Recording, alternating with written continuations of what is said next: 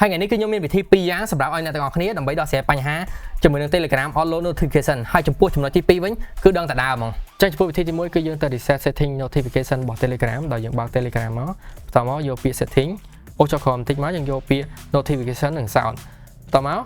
យើងអូសចុះខាងក្រោមគេមកយើងឃើញពាក្យ reset all notification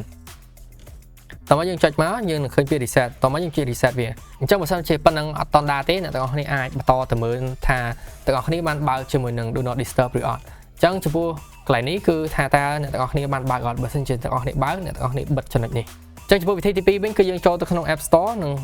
search ពាក្យ Nigram